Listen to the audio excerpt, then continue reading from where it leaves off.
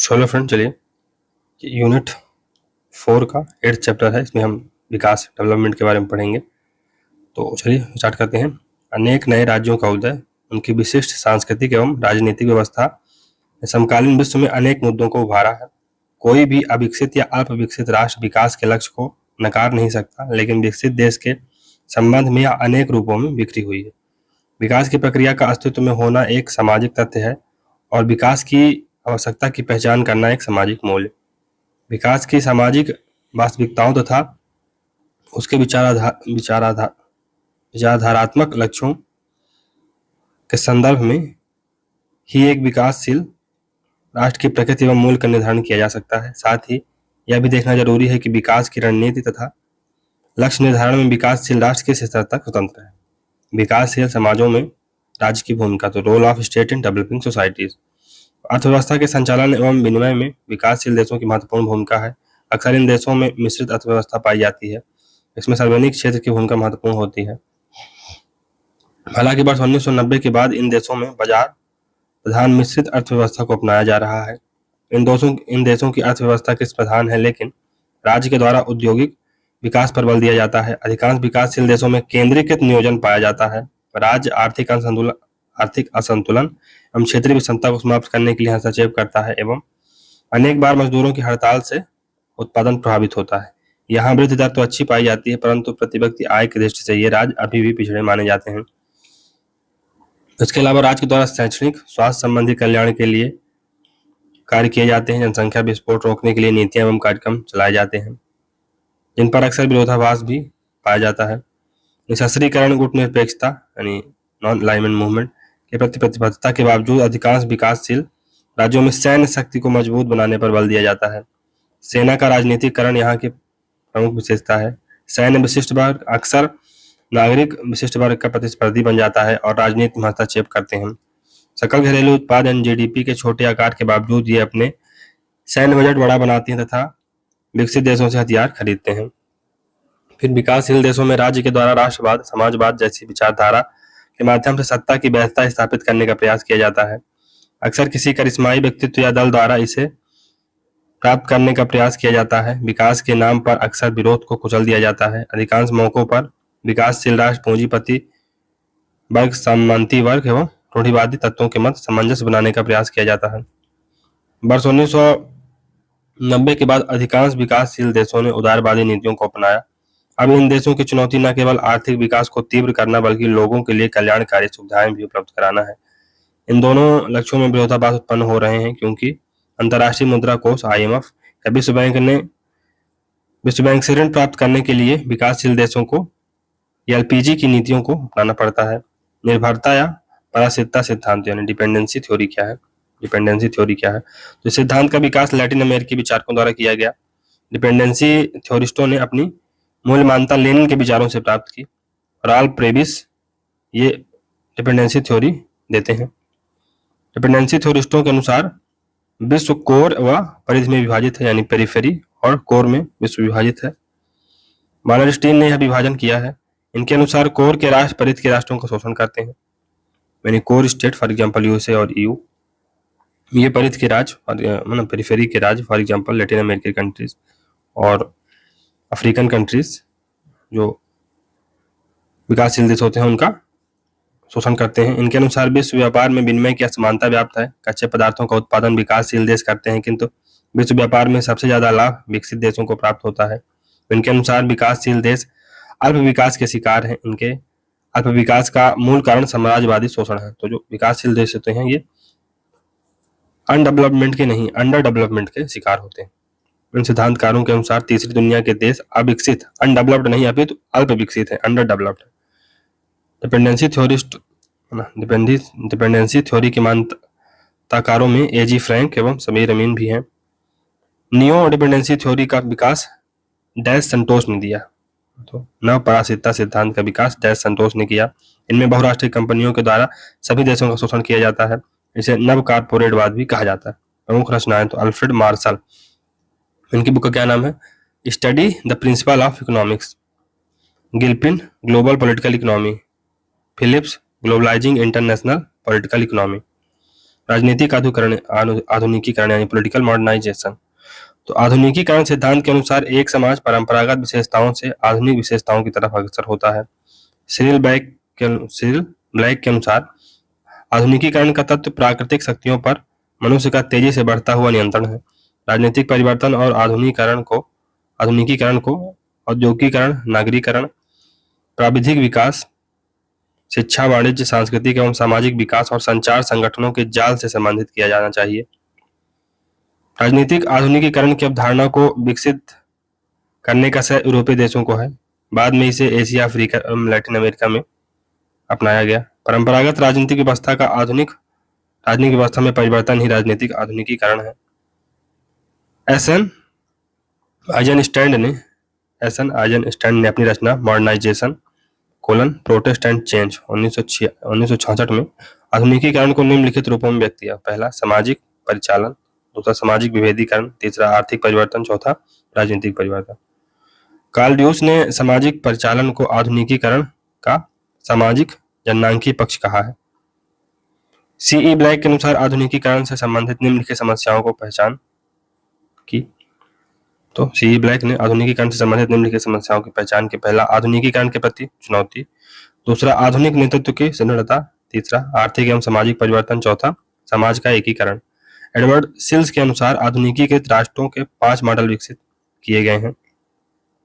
पहला, राजनीतिक लोकतंत्र पॉलिटिकल डेमोक्रेसी, दूसरा संरक्षक लोकतंत्र यानी प्रोटेक्टिव डेमोक्रेसी, तीसरा सर्वाधिकारवादी अभिजात तंत्र, फिर आधुनिकशील अभिजात तंत्र और परंपरावादी अभिजात तंत्र। सैमुअल हंटिंगटन ने आधुनिकीकरण को निम्नलिखित रूप में व्यक्त किया है। पहला, मनोवैज्ञानिक स्तर पर, दूसरा जननांकीय, तीसरा बौद्धिक, चौथा सामाजिक और पांचवा आर्थिक। एएफ ऑर्गेन्स्की के अनुसार राजनीतिक विकास का सोपान है। पहला, आदिम राष्ट्रीयकरण, दूसरा औद्योगिकीकरण, तीसरा राष्ट्रीय कल्याण, चौथा प्रचुरता। ऑर्गेन्स्की के अनुसार विकास लक्ष्यों तक पहुंचने के लिए उपरोक्त चरणों से गुजरना पड़ता है। पहले प्रिमिटिव नेशनल इंटीग्रेशन होगा, प्रोटो नेशनल इंटीग्रेशन, फिर इंडस्ट्रियलाइजेशन होगा, इसके बाद नेशनल वेलफेयर का कॉन्सेप्ट आएगा, इसके बाद एफ्लुएंस आएगा यानी प्रचुरता आएगी। सैमुअल पी हंटिंगटन की रचना political order in changing societies 1968। David Apter ने अपनी रचना द पॉलिटिक्स ऑफ मॉडर्नाइजेशन 1965 में आधुनिकीकरण और विकास के मध्य अंतर किया है। एडवर्ड सिल्स की रचना political development in the new states 1960 है। लुसियन पाई की रचना कम्युनिकेशंस एंड पॉलिटिकल डेवलपमेंट 1967 है। राजनीतिक विचारक, तो राजनीतिक विकास, तो इसमें राजनीतिक विकास कहाँ से निम्नलिखित है। पहला, गैर लोकतांत्रिक समाज से लोकतांत्रिक समाज का विकास, दूसरा आदिम कालीन समाज से आधुनिक औद्योगिक समाज का विकास, और तीसरा अविभेदीकृत समाज से विभेदीकृत समाज का विकास। राजनीतिक विकास के अंतर्गत एक राजनीतिक व्यवस्था की विभिन्न परिवर्तनशील राजनीतिक मांगों और संगठनों को आत्मसात करने की योग्यता है। इसके अंतर्गत उन नवीन एवं परिवर्तनशील समस्याओं को सुलझाने का वह कौशल भी शामिल है जिन्हें राजनीतिक व्यवस्था जन्म देती है। विकास और आधुनिकीकरण में अंतर। अनेक विचारक विकास और आधुनिकीकरण को एक दूसरे के पर्याय मानते हैं। इनके अनुसार आधुनिकीकरण का तार्किक अभिप्राय विकास है। हंटिंगटन की भी यही मानता है, परंतु अनेक विचारक विकास और आधुनिकीकरण के मध्य स्पष्ट अंतर करते हैं। रजनी कोठारी के अनुसार कुछ समाज आधुनिकीकृत होने के बावजूद राजनीतिक रूप में विकसित नहीं हुए हैं, जैसे पश्चिम एशिया, जबकि भारत जैसे देश में राजनीतिक विकास प्रभावी रूप में विद्यमान है, यद्यपि आधुनिकीकरण का अभाव था। फिर विकास के सिद्धांत। तो लुसियन पाई के अनुसार राजनीतिक विकास की 3 विशेषताएं हैं। पहला, समानता यानी इक्वालिटी, राजनीतिक गतिविधियों में जन सहभागिता की वृद्धि, दूसरा क्षमता यानी कैपेसिटी, इसका अभिप्राय राज्य या सरकार के कार्य है, तीसरा विभेदीकरण यानी डिफरेंशिएशन या स्पेशलाइजेशन, इसका अभिप्राय संरचनाओं का विशेषीकरण है ना। द्वितीय विश्व युद्ध के पश्चात राजनीतिक वैज्ञानिकों ने विकास के अध्ययन पर बल दिया। James Coleman, Harvard raging, Leonard मिंडर, Herbert फीथ, David एप्टर जैसे विचारकों ने Nigeria, Sri Lanka, Pakistan, Indonesia, Myanmar एवं घाना जैसे विकासशील देशों का अध्ययन किया। कोलमैन ने विशेष रूप में अफ्रीकी महाद्वीप के देशों का अध्ययन किया। लुसियन पाई ने दक्षिण पूर्वी एशियाई देशों का अध्ययन किया। लुसियन पाई की रचना पॉलिटिकल कल्चर एंड डेवलपमेंट 1969 में आई। इंग्लैंड की राजनीतिक व्यवस्था के आधार पर लुसियन पाई ने राजनीतिक विकास संकट की पहचान की। माइनर वीनर ने भारत और दक्षिण एशियाई देशों का अध्ययन किया। हंटिंगटन एवं नेल्सन ने अपनी रचना no easy choice political participation in developing countries, no easy choice dash political participation in developing countries में राजनीतिक भागीदारी के 5 मॉडल का उल्लेख किया है, जिनमें उदारवादी मॉडल जो विकासशील देशों के लिए कमजोर माना जाता है, फिर विकास का बुर्जुआ मॉडल या पूंजीवादी मॉडल, तीसरा है निरंकुश मॉडल, चौथा है टेक्नोक्रेटिक मॉडल और पांचवा है जन सहभागी अथवा लोकवादी मॉडल। फिर हंटिंगटन का विचार, तो हंटिंगटन के अनुसार राजनीतिक विकास का अर्थ राजनीतिक संगठनों व क्रियाविधियों का संस्थाकरण है। हंटिंगटन ने एकल रेखीय विकास प्रक्रिया को चुनौती दी। हंटिंगटन ने राजनीतिक विकास को निम्नलिखित बिंदुओं में व्यक्त किया। पहला, अनुकूलन यानी एडेप्टेशन, दूसरा है जटिलता यानी कॉम्प्लेक्सिटी, तीसरा है स्वायत्तता यानी ऑटोनॉमी और चौथा है कोहेरेंस यानी संसक्तता। हंटिंगटन ने राजनीतिक क्षरण की संकल्पना दी, यानी ये पॉलिटिकल डीके का कॉन्सेप्ट देते हैं। हंटिंगटन के अनुसार राजनीतिक विकास के साथ राजनीतिक क्षरण भी होता है। राजनीतिक क्षरण का मूल कारण राजनीतिक संगठनों व क्रियाविधियों का संस्थाकरण न होना है। इनके अनुसार राजनीतिक क्षरण का अभिप्राय सामाजिक आकांक्षाओं एवं उनकी पूर्ति के मध्य उत्पन्न खाई है। हंटिंगटन की गैप परिकल्पना, लोगों की बढ़ती हुई सामाजिक आकांक्षाओं एवं उनकी पूर्ति के मध्य एक खाई उत्पन्न होती है, गैप हाइपोथेसिस ये देते हैं। एक खाई यानी गैप उत्पन्न हो जाता है। कोलमैन ने विकास की प्रक्रिया में बाधा को डेवलपमेंट सिंड्रोम के रूप में व्यक्त किया है। फ्रेडरिक्स ने विकास के निम्न 3 रूपों को व्यक्त किया है। पहला, डिफ्रैक्टेड मॉडल, तो आधुनिक समाज में पाया जाता है, फॉर एग्जांपल यूएसए और ईयू में। फिर फ्यूज्ड मॉडल, परंपरागत समाज में, for example Latin American countries या अफ्रीकन कंट्रीज में ये पाया जाता है। प्रिज्मेटिक मॉडल, तो विकासशील देशों में पाया जाता है, तो इंडिया, साउथ एशियन कंट्रीज, जहां पर ये मॉडल पाया जाए। रिक्स के अनुसार डेवलपमेंट ट्रैप की संकल्पना का अभिप्राय निम्नलिखित है। पहला, जब किसी राजनीतिक व्यवस्था में समानता एवं क्षमता के मध्य असंतुलन उत्पन्न हो जाता है तो परिणाम स्वरूप डेवलपमेंट ट्रैप उत्पन्न होता है। दूसरा, रिक्स के अनुसार पाश्चात्य राजनीतिक संस्थाओं को स्वीकार करने का यह अभिप्राय नहीं है कि पाश्चात्य सांस्कृतिक और राजनीतिक मूल्यों को भी स्वीकार किया जाए। विकास का चरणबद्ध मॉडल, तो मूल मान्यता का डब्ल्यू रोस्टोव है। उनकी प्रसिद्ध रचना the stages of economic growth a non communist manifesto 1960 में आती है। रोस्टोव ने चरणबद्ध मॉडल में परंपरागत समाज से आधुनिक समाज के विकास का चित्रण किया। उन्होंने इसे वायुयान के उड़ने के रूप में वर्णित किया। उन्होंने अपनी पुस्तक में विकास को निम्नलिखित चरणों में व्यक्त किया। पहला, परंपरागत समाज यानी ट्रेडिशनल सोसाइटी, फिर संक्रमणकालीन स्थिति यानी pre condition to take off, फिर टेक ऑफ होता है, फिर परिपक्वता की ओर संक्रमण यानी ड्राइव टुवर्ड्स मैच्योरिटी, उच्च उपभोग स्तर यानी हाई कंजम्पशन एज और गुणवत्ता की खोज यानी सर्च फॉर क्वालिटी। रोस्टोव ने विकास के चरणों के माध्यम से यह सिद्ध करने का प्रयास किया कि कोई परंपरागत समाज भी आधुनिक समाज में परिवर्तित हो सकता है। डब्ल्यू रोस्टोव ने विकास के इस मॉडल को पूरे विश्व के लिए उपयोगी बताया। इसलिए उनका यह दावा था कि सभी समाज विकास की इसी प्रक्रिया के अनुसार समृद्धि के रास्ते पर बढ़ेंगे और नव स्वतंत्र एशियाई अफ्रीकी देशों के लिए भी विकास का यही मॉडल लागू होगा। इसलिए उन्होंने उपनिवेशवाद, साम्राज्यवाद जैसी मान्यताओं को दरकिनार कर दिया तथा मार्क्सवादी राजनीतिक अर्थशास्त्र की मान्यताओं को पूर्णतः खारिज कर दिया। इनके अनुसार विकासशील देशों को भी विकास करने के लिए पूंजीवादी देशों से सहायता लेनी पड़ेगी। परासिकता सिद्धांतकारों ने रोस्टोव की मान्यताओं से असहमति व्यक्त की। रोस्टोव के अलावा ऑर्गेन्स्की व सीई ब्लैंक ने भी विकास का चरणवादी मॉडल प्रस्तुत किया। विकास के अध्ययन के संदर्भ में पहला महत्वपूर्ण प्रयास डेनियल लर्नर ने किया। उनकी रचना क्या थी? The passing of traditional society modernising middle east 1958 में। ब्लैंक के अनुसार राजनीतिक विकास के निम्न चरण है। पहला, परंपरागत समाज को आधुनिकता की चुनौती। दूसरा, परंपरागत नेतृत्व का ह्रास एवं आधुनिक नेतृत्व का सशक्तिकरण। तीसरा है ग्रामीण एवं कृषि आधारित अर्थव्यवस्था एवं समाज में शहरी औद्योगिक परिवर्तन। चौथा, समाज का एकीकरण। आमंड एवं पावेल ने राजनीतिक विकास को निम्नलिखित रूपों में व्यक्त किया है। पहला, संस्कृति का पंथ निरपेक्षीकरण। दूसरा, कार्य क्षमताओं का विकास। तीसरा, संरचनाओं का विभेदीकरण। डेनियल लर्नर एवं कॉल्ड्यूस ने विकास के सामाजिक प्रक्रिया सिद्धांत यानी सोशल प्रोसेस थ्योरी दी है इन्होंने। एडवर्ड सेल ने राजनीतिक व्यवस्था के विकास के आधार पर 5 प्रकार की व्यवस्थाओं का वर्णन किया है। पहला, राजनीतिक लोकतंत्र।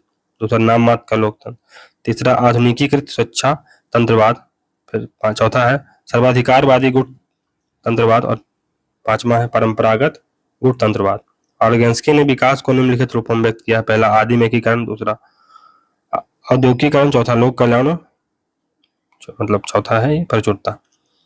लियोनार्ड बिंडर ने अपनी रचना crisis and sequences in political development, crisis and sequences in political development में राजनीतिक विकास के निम्नलिखित संकटों की चर्चा की है। पहला है पहचान का संकट यानी आइडेंटिटी क्राइसिस, फिर समेकन का यानी इंटीग्रेशन का संकट यानी क्राइसिस ऑफ इंटीग्रेशन, वैधता का यानी क्राइसिस ऑफ लेजिटिमेसी, संसाधन जुटाने का संकट तो लैक ऑफ स्कैरसिटी, या crisis of accumulation of resources, अल्प विकास व परासितता। तो 1970 के दशक में दक्षिण अमेरिका या लैटिन अमेरिकी विचारकों में एजी फ्रैंक एवं समीर अमीन ने रोस्टोव की मान्यताओं को अस्वीकार करते हुए डिपेंडेंसी थ्योरी का निर्माण किया। डिपेंडेंसी थ्योरिस्टों ने कहा कि एशियाई, अफ्रीकी या लैटिन अमेरिका देशों का विकास उस प्रकार नहीं हो सकता जैसा कि पूंजीवादी देशों का हुआ, क्योंकि एशियाई अफ्रीकी देश उपनिवेशवादी व्यवस्था से पीड़ित और शोषित थे, जबकि पूंजीवादी देशों ने उन पर उपनिवेशवाद बनाया था। इसलिए एशियाई अफ्रीकी देश अविकसित, अंडर डेवलप्ड है, अल्प विकसित है, सॉरी अविकसित नहीं, अंडर डेवलप है, अल्प विकसित है, जबकि पूंजीवादी देश पहले से ही विकसित हो चुके। डिपेंडेंसी थ्योरिस्टों के अनुसार वर्तमान वैश्विक व्यापार एशियाई, अफ्रीकी, लैटिन अमेरिकी देशों के प्रतिकूल है, क्योंकि एशियाई, अफ्रीकी एवं लैटिन अमेरिकी देश कच्चे पदार्थों के निर्यातक हैं, जबकि पूंजीवादी देश विनिर्मित वस्तुओं का निर्यात करते हैं।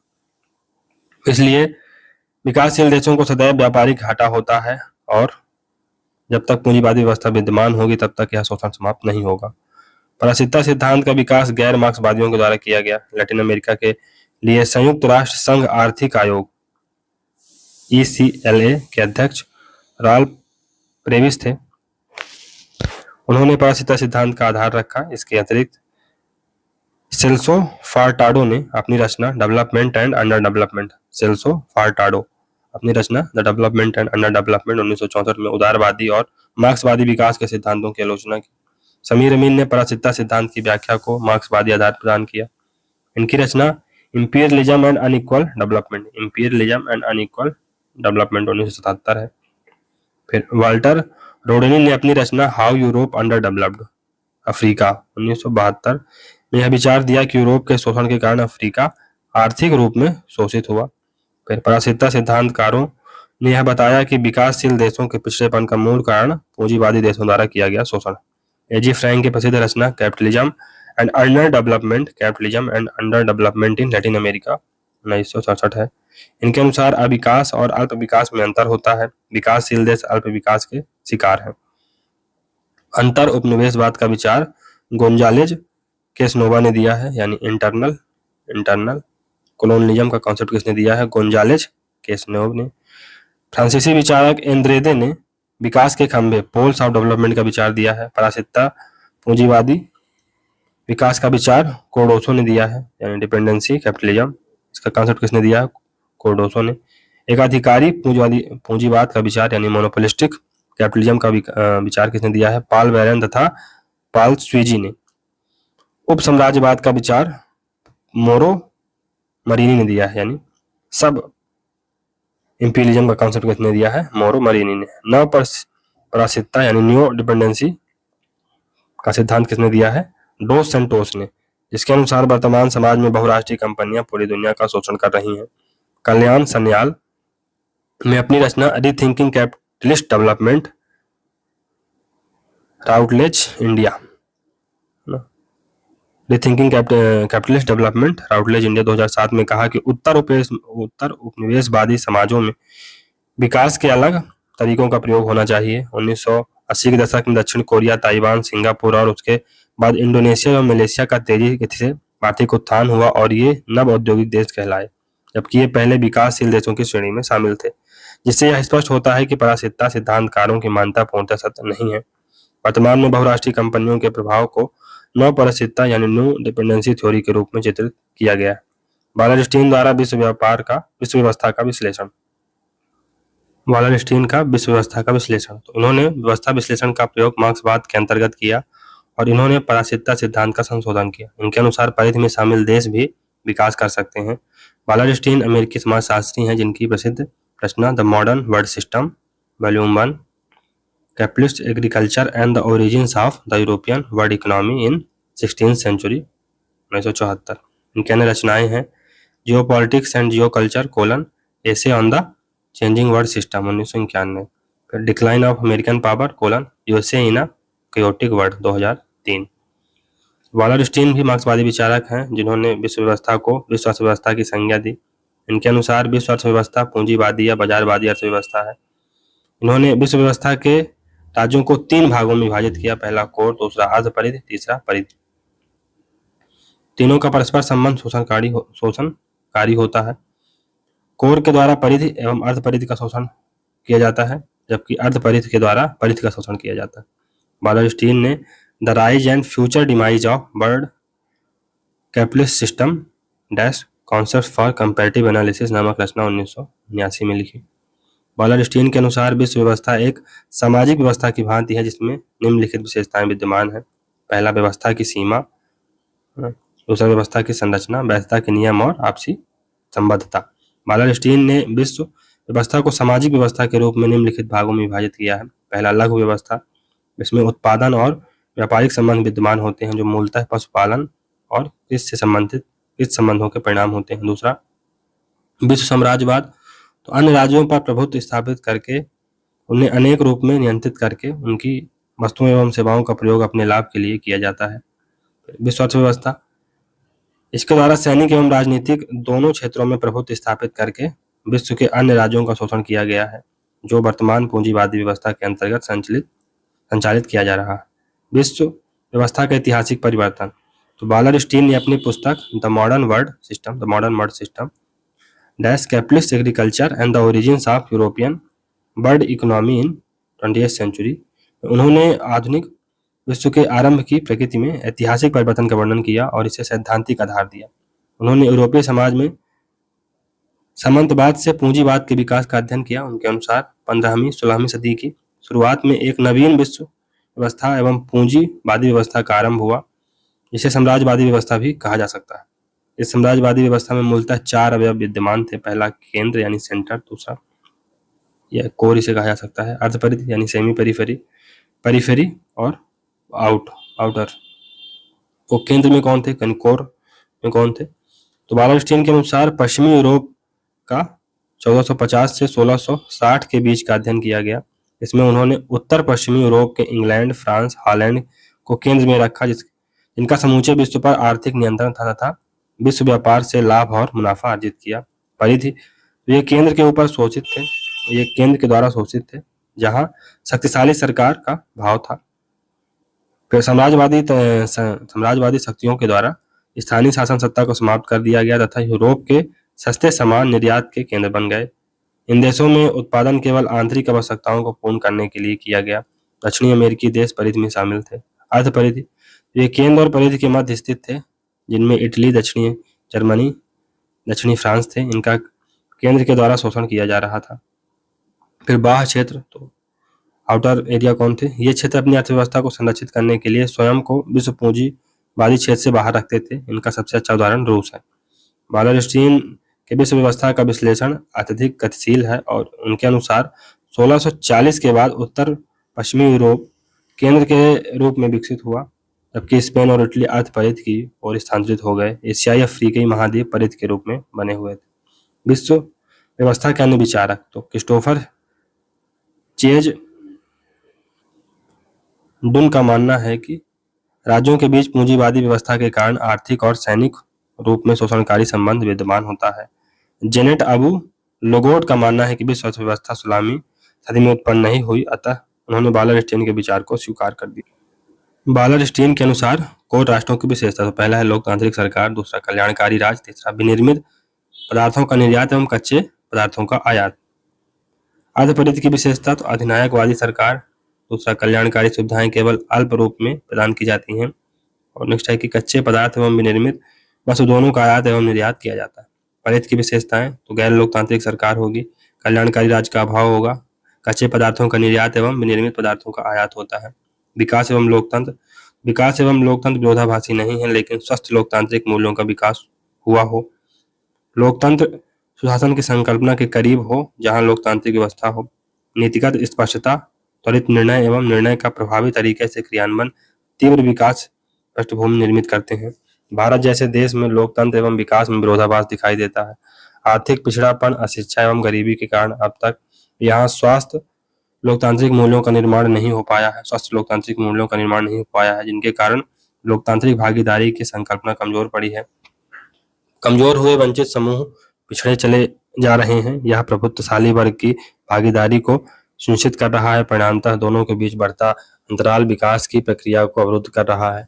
एक और राजनीतिक एवं प्रशासनिक भ्रष्टाचार के कारण संसाधनों का सही इस्तेमाल नहीं हो पा रहा है, तो दूसरी ओर लोकतांत्रिक व्यवस्था में नीतिगत अस्पष्टता, निर्णय प्रक्रिया में और निर्णय के क्रियान्वयन में न हो पाने के फलस्वरूप विकास प्रक्रिया बाधित हो रही है।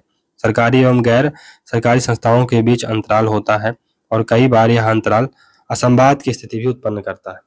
विकास का उत्तर उपनिवेशवादी दृष्टिकोण। विकास के जिन सिद्धांतों का यूरोप और अमेरिकी विद्वानों के द्वारा निर्माण किया गया, उसे एशियाई अफ्रीकी देशों के अनुकूल नहीं माना गया। रजनी कोठारी, क्रिस और एस्कोबार ने इसे विकास के ज्ञान का व्यवसायवाद कहा, जिसका अभिप्राय है कि विकास के सभी सिद्धांत पश्चिमी देशों के लिए आर्थिक रूप से लाभकारी हैं। कल्याण सान्याल ने भी यह माना कि विकास के सिद्धांत और मान्यताएं समाज के अनुसार परिवर्तित हो जाती हैं। विकास के पश्चिमी मॉडल एशियाई अफ्रीकी देशों के लिए अनुकूल नहीं है, बल्कि पूंजीवाद को वैधता प्रदान करते हैं। विकास का नारीवादी दृष्टिकोण। नारीवादियों द्वारा विकास में जेंडर को केंद्रीय महत्व दिया गया। मेरी अन्यंग ने विकास के लिए परिवार में उत्पादन तथा परिवार में संसाधनों के प्रबंध और उनकी बच्चों महिलाओं के लिए उपलब्धता पर केंद्रीय भूमिका प्रदान करने का समर्थन किया। डियाना एलिसन ने कहा है कि समाज में महिला होना मूल पहचान का विचलन माना जाता है। विकास का क्षमतावादी विचार यानी कैपेबिलिटी अप्रोच। तो पाकिस्तान के अर्थशास्त्री महबूबुल हक के द्वारा आर्थिक विकास के बजाय मानवीय विकास के विचार को केंद्रीय महत्व प्रदान किया गया। भारतीय अर्थशास्त्री अमर्त्य सेन तथा अमेरिका की महिला दार्शनिक मार्था नुसबाम के अनुसार विकास का एक वैकल्पिक विचार प्रदान किया गया।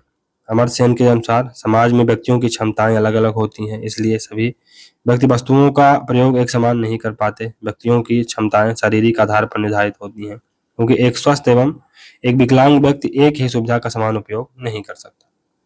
क्षमताएं सामाजिक सांस्कृतिक वातावरण द्वारा भी निर्धारित होती हैं। उदाहरण के लिए दिल्ली में रहने वाली गरीबी रेखा के नीचे वाली कोई महिला राजस्थान में निवास करने वाली उच्च जाति की विधवा महिला से ज्यादा स्वतंत्र है, क्योंकि दिल्ली में रहने वाली महिला के पास विकल्पों के चयन की आजादी है। क्षमता एवं स्वतंत्रता परस्पर अंतर संबंधित होते हैं और स्वतंत्रता विभिन्न विकल्पों की उपलब्धि में ही संभव है। उदाहरण के लिए जिस व्यक्ति के पास केवल साइकिल है, वह साइकिल चलाने के लिए स्वतंत्र नहीं है, जबकि व्यक्ति के पास कार और साइकिल दोनों है तो वह साइकिल चलाने के लिए स्वतंत्र है। क्षमता का संबंध क्रिया फंक्शन से होता है। उदाहरण के लिए इंजीनियर की पढ़ाई करने वाला व्यक्ति यदि रोजगार प्राप्त नहीं कर पाता तो उसने अपनी क्षमता को क्रिया में परिवर्तित नहीं किया।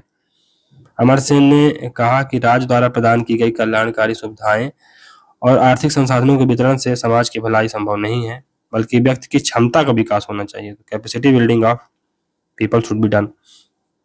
फिर अमर्त्य सेन ने गरीबी को क्षमता की हानि के रूप में चित्रित किया है। नुसबाम का विचार। तो मार्था नुसबाम द्वारा क्षमताओं का विचार करते हुए विभिन्न प्रकार की क्षमताओं की सूची का निर्माण किया गया, जिसमें जीवन, शारीरिक स्वास्थ्य, शारीरिक अखंडता, समझ, विचार और कल्पना महत्वपूर्ण है।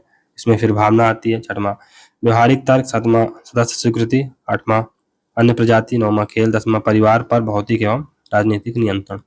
नुसबाम के अनुसार उपरोक्त विशेषताएं ही व्यक्ति की क्षमता को प्रदर्शित करती हैं। उन्होंने विकास के नारीवादी विचार का भी समर्थन किया। इनके अनुसार केवल संसाधन विकृत कर देना ही विकास नहीं है, अपितु ये संसाधन महिला उत्थान के लिए वास्तविक रूप में सहायक है। यह प्रश्न महत्वपूर्ण है। भारत और विकास की बहस। तो पी साईनाथ ने अपनी किताब everybody loves a good डॉट में लिखा है कि भारत में अभी भी आम जनता को मूलभूत सुविधाएं प्राप्त नहीं है। घूसखोर ठेकेदार, प्रशासनिक अधिकारी और राजनेता ने अपना एक गिरोह बना लिया है, जो बहुमत गरीब जनसंख्या के हितों को क्षतिग्रस्त कर रहे हैं। उन्होंने पंचायती राज और स्थानीय शासन को भ्रष्ट और गैर जिम्मेदार कहा है, जो ग्रामीण भारत में शिक्षा और स्वास्थ्य की सुविधा प्रदान करने में विफल रहा है। अमित भादुड़ी ने अपनी किताब डेवलपमेंट विद डिग्निटी में लिखा कि बाजारवादी व्यवस्था केवल समाज के संपन्न वर्गों के लिए लाभप्रद है, यह ग्रामीण और किसान जनता के हितों के लिए उपयोगी नहीं है। ज्याद्रेज के अनुसार भोजन का अधिकार सभी व्यक्तियों के लिए उपलब्ध होना चाहिए और वास्तविक स्वतंत्रता भूख से स्वतंत्रता है।